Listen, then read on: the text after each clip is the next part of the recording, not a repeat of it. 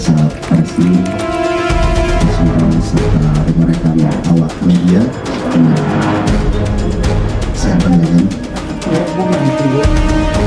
hari ini kami akan rilis keberhasilan kami dalam penangkapan pelaku pembunuhan di Kecamatan Pitu